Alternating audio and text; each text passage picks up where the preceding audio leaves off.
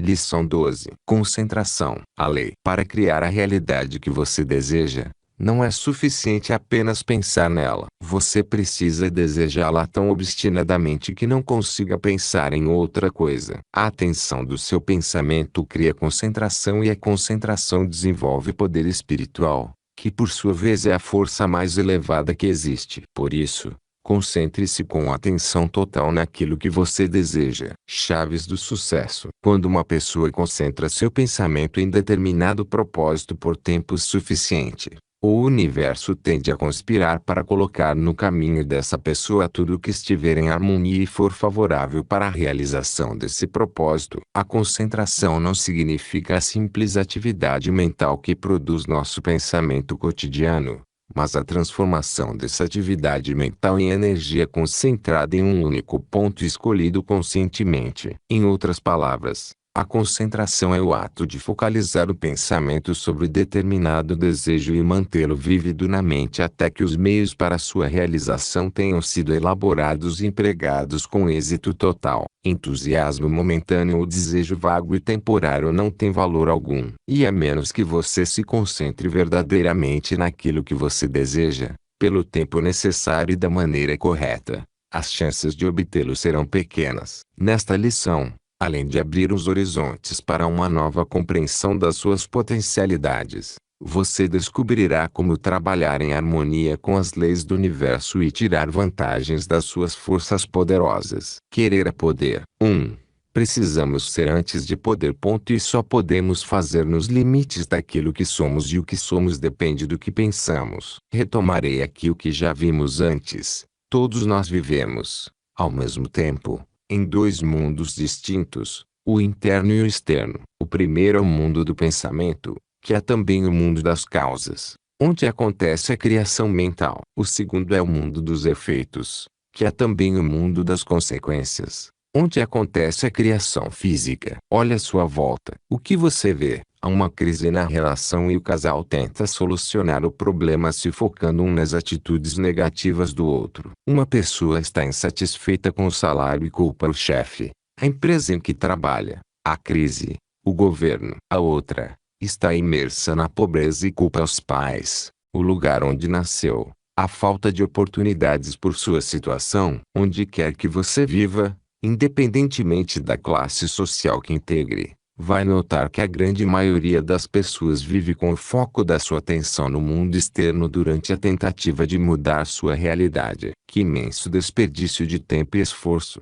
Essa vasta maioria ignora a verdade simples e absoluta, e tão antiga, que todas as condições têm sua origem numa causa. Há, porém, uma minoria, os mais esclarecidos. Esses estão fortemente debruçados sobre seu mundo interno. Eles têm claro que é o mundo interno que cria o mundo externo. Eles sabem que, para mudar o mundo físico, devem agir sobre sua causa, o mundo mental. Se você realmente busca o sucesso, precisa fazer parte dessa minoria. Em outras palavras, você precisa desenvolver a habilidade de se concentrar no mundo interno, o mundo do pensamento, para desenvolver as causas que possam criar as consequências que você deseja. Nossa realidade é resultante de um aflorar, não de um acréscimo. O pensamento é criativo, e condições, circunstâncias e experiências são criadas pela nossa atitude mental. A questão, então, é, para mudar suas condições externas, terá de mudar as causas internas que criam essas condições. E a maneira de fazer isso é através da concentração. E isso é verdade porque precisamos ser antes de poder, e podemos fazer somente aquilo que somos. Mas o que somos depende do que pensamos. Por isso, atrevo-me a dizer que essa é uma lei que soa muito bem aos nossos ouvidos, mas raramente uma pessoa comum consegue desenvolver o poder da concentração. E com isso, ela passa pela vida sem descobrir ao menos a menor parte do poder e da força que dorme dentro dela. Para mudar nossas condições externas, temos de mudar as causas internas que criam essas condições. 2.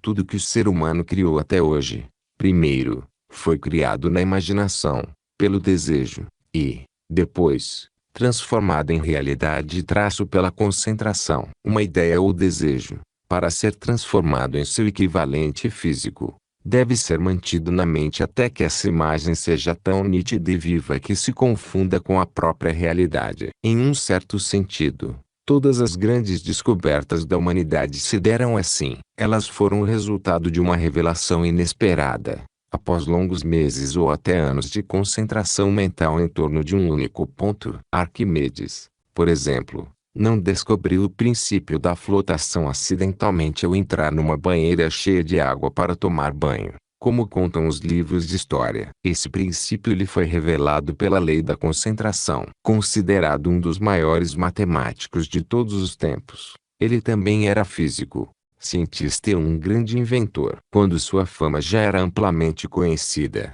ele foi chamado pelo rei da Sicília para ajudar a tirar uma dúvida. O rei havia mandado fazer uma coroa de ouro maciço para oferecer à divindade do templo. E, para isso, contratou o melhor ourives da Sicília para executar o projeto. Meses depois, o ourives entregou uma magnífica peça ao rei, pela qual cobrou uma fortuna. O rei pagou o valor, mas logo surgiu uma suspeita. Alguém disse ao rei que a coroa não era de ouro maciço. O dilema do rei era: como descobrir a qualidade do ouro sem danificar ou destruir a coroa? Ninguém, na época, tinha ideia de como fazer isso. O rei, então, como única saída, mandou chamar Arquimedes e ordenou que ele encontrasse uma maneira de descobrir se a coroa era de ouro maciço ou não. Para a época, essa não era uma questão fácil de ser resolvida. E Arquimedes estava concentrado havia meses na busca de uma solução, sem encontrá-la, até que,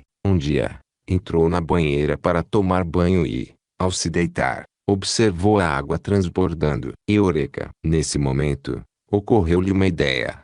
Através da medição do volume de água deslocada pela coroa, ele poderia facilmente calcular a sua densidade. Depois, ele poderia dividir a massa da coroa pelo volume de água deslocado. Enfim, depois de meses de concentração, o problema havia sido resolvido e a solução ofereceu-se voluntariamente. Gutenberg, igualmente, não descobriu a impressora gráfica simplesmente porque viu um produtor de vinho amassar as uvas com um rolo prensor. Ele somente conseguiu associar a ideia do prensor de uvas com a impressora gráfica porque ele estava, havia anos, concentrado na busca de uma solução para sua ideia de produzir uma máquina mais eficiente para fazer impressos. Newton não descobriu a lei da gravidade ao tentar tirar uma soneca sob o pé de uma macieira e ver uma maçã cair. Ele vinha duelando por anos com essa questão. Aliás, seus amigos o descreviam como alguém que se concentrava tão obsessivamente em seus estudos que,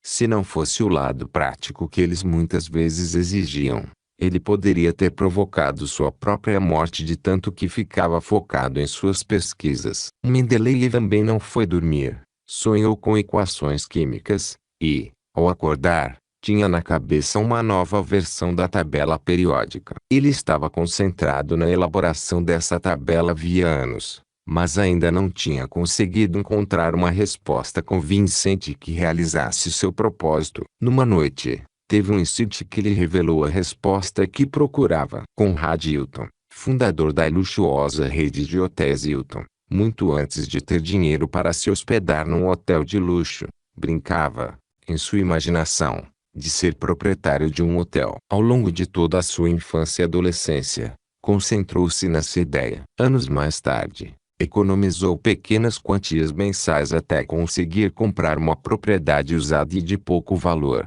que, aos poucos, transformou em seu primeiro hotel de luxo. Procedimento que ele repetiu durante a vida inteira, criando uma das redes de hotéis mais valiosas do mundo. Hilton contava que, ao visitar essas propriedades, criava, na sua mente, uma imagem clara e específica de como essa propriedade ficaria depois que ela adaptasse às suas necessidades. Então, ele mantinha essa imagem na mente até conseguir transformá-la em realidade. Esses exemplos, como todas as histórias das grandes invenções e descobertas, nos revelam que não basta criar um propósito definido para obter sucesso. Você precisa pensar nele quase obsessivamente todos os dias. Deve mantê-lo fiel e persistentemente na sua imaginação.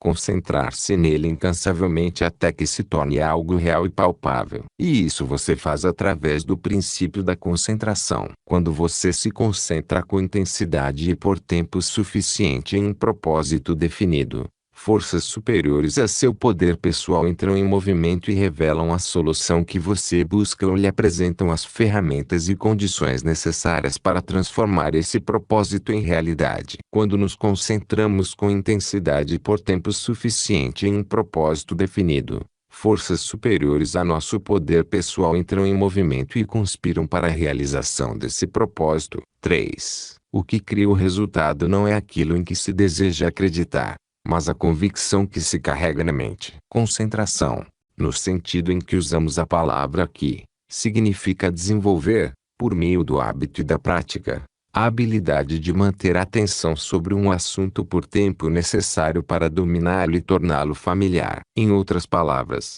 concentração é a capacidade de pensar naquilo que desejamos pensar, de controlar nossos pensamentos e dirigi-los para um fim determinado, de organizar nosso pensamento em torno de um ponto de ação que se torna o objetivo que queremos alcançar. E isso precisa ser feito quase que obsessivamente. Você precisa se tornar tão identificado com o seu propósito que não perceberá nada à sua volta exceto aquilo que estiver verdadeiramente alinhado com a sua realização. Lembre-se, pensamento é energia. Pensamento concentrado é energia concentrada. Quando você pensa vagamente em uma ideia, a vibração energética do seu pensamento não é muito forte, mas, quando se concentra nela, quando dá atenção a ela, a vibração cresce. E se você continuar concentrado nela, com a atenção suficiente, ela se torna um pensamento dominante. E se continuar colocando atenção neste pensamento dominante, ele se torna uma convicção. E, como já vimos, é praticamente impossível estar verdadeiramente convicto de alguma coisa, sem que ela, eventualmente, se transforme numa realidade. Pense, quantas vezes, diante de uma situação que havia acabado de ocorrer e da qual estava convicta, você disse, eu sabia. Tinha certeza disso. Repito, toda energia é criativa. E aquilo em que você concentra sua atenção se transforma em seu ponto de maior energia. E como toda energia é criativa, você será capaz, então, de dar vida àquilo no que você concentrar sua atenção. O que é se concentrar? É justamente isso: controlar sua atenção, determinar seu foco mental. E como já vimos, toda criação mental sempre precede a criação física. Então, se você concentrar sua atenção naquilo que você não tem, criará mais daquilo que não tem. Se você concentrar sua atenção naquilo que deseja, no seu propósito definido, é isso que criará em sua vida. Concentrar-se é manter sua atenção naquilo que você quer e, assim, trazer o seu desejo à realidade. Por isso, a concentração pode ser considerada a chave mágica do sucesso. Ela constitui um poder irresistível que pode ser usado por todos que desejarem mudar radicalmente suas vidas, criando exatamente aquilo que desejam. Quando usada corretamente, essa chave mágica abrirá as portas para a fortuna, abrirá as portas para a fama e, em muitos casos, abrirá as portas para a saúde, a educação e o tornará capaz de incontáveis coisas grandiosas. A concentração agirá como uma senha que lhe dará acesso a qualquer contexto ou circunstância que você queira criar em sua vida. Com a ajuda dessa chave mágica, você pode abrir todas as portas secretas que levaram às grandes invenções de todos os tempos, pois todas, sem exceção, foram resultado da concentração fiel e persistente de uma ou mais pessoas em torno de um propósito específico. Todos os grandes gênios do presente e do passado se aproveitaram do seu mágico poder. Basta, para isso, controlar o foco de concentração do seu pensamento. Uma vez que você entender que, antes de se manifestarem na sua vida, todas as relações, circunstâncias e eventos são criados por você através da força e do poder da concentração do seu pensamento, você estará pronto para criar a vida que quiser. É hora, então, de parar de criar o que você não quer na sua vida e usar todo o poder de concentração do seu pensamento para criar a realidade que você tanto deseja. Para isso, você precisa 1. Saber que você cria a sua realidade e que faz isso com o pensamento. 2. Ter consciência sobre aquilo que você pensa. 3. Saber o que você quer. 4. Concentrar-se naquilo que você quer. 5. Sentir-se como se já tivesse aquilo que você quer. Compreenda. Você não vai conseguir executar esses passos com perfeição de um dia para outro. Grandes descobertas são resultado de investigações longas e contínuas. Ciências como física, química e matemática exigem anos de concentração para que se adquira o domínio sobre elas. O mesmo se sucede com a ciência da mente. 4. Concentração é a capacidade de dirigir nossos pensamentos para um fim determinado. Pense na sua mente como um poderoso centro de energia. Na medida em que você irradia a energia produzida pela concentração da sua atenção num determinado ponto, atrairá para si energias similares. Outros pensamentos, circunstâncias, eventos, criações ou pessoas que queiram se juntar a você, porque se identificam com sua energia. Todas essas manifestações começam a girar à sua volta, tornando-se parte da sua experiência. Quando uma pessoa concentra o seu pensamento num determinado assunto, os fatos de natureza intimamente ligada a esse assunto surgirão de todas as fontes imagináveis. Isso quer dizer que, quando plantado em um terreno mental apropriado, o propósito firme e profundo se torna um centro de energia que atrai tudo que se harmoniza com a natureza desse desejo. Esse fenômeno explica as grandes descobertas, como as de Arquimedes, Gutenberg, Newton, Mendeleev, Thomas Edison e o acúmulo de fortunas como as de Henry Ford, John D. Rockefeller e Andrew Carnegie. Se estudar suas vidas, verá que todos tinham um propósito bem definido e se concentraram especificamente na sua realização, criando um poderoso núcleo de energia em torno desse propósito, que os colocou em contato com tudo o que eles precisavam para realizar o que desejavam. Esse mesmo fenômeno também explica o tremendo poder que resulta da formação de uma aliança entre duas ou mais pessoas, o que chamamos neste livro de mente mestra. Uma mente mestra é tão poderosa porque, ao juntar duas ou mais mentes, ela aplica a concentração com mais intensidade do que quando acontece por meio dos esforços de uma única pessoa. Em outras palavras, a mente mestra nada mais é do que a concentração em grupo do poder mental de várias pessoas para a realização de um propósito definido. Por meio da concentração de duas ou mais mentes, é possível alcançar um poder maior em virtude da soma das energias produzidas pela concentração conjunta das mentes envolvidas. Esse é um princípio mágico que muitas pessoas ignoram ou não compreendem por não fazer parte da sua lógica racional. Mas se você plantar, por exemplo, uma semente de maçã num terreno adequado, na época adequada, aos poucos essa semente se transformará num pequeno rebento, que depois crescerá, tornando-se uma macieira. Essa árvore não provém apenas da semente da maçã. A semente é apenas o começo da árvore. Ela também não surge do solo,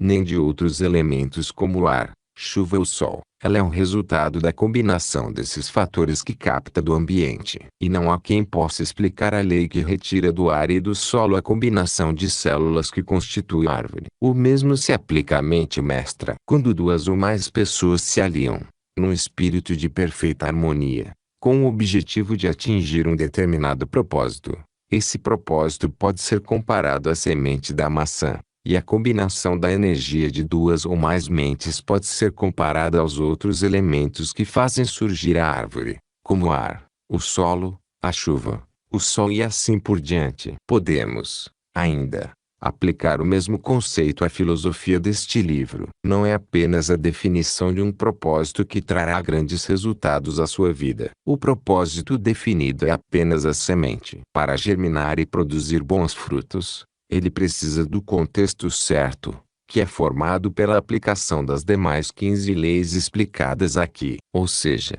assim como a semente da macieira precisa do solo fértil, da chuva, do sol e do ar para trazer à tona todo o seu potencial e produzir os melhores frutos, o propósito definido, para poder se concretizar, precisa da mente mestra, da autoconfiança, da imaginação, da iniciativa, do entusiasmo, do pensamento preciso, da concentração e das demais leis que vimos até aqui e que ainda veremos nas próximas lições. Grandes descobertas são resultado de investigações longas e contínuas. 5. Nossa mente se alimenta de duas coisas: daquilo que lhe damos e daquilo que ela absorve do ambiente. Pense na sua mente como um jardim, onde você é o jardineiro e seu pensamento são as sementes. Se observar sua atividade mental, perceberá que, durante o dia, enquanto estiver acordado, você planta pensamentos na sua mente. A maioria dessas sementes de pensamento você coleta por aí,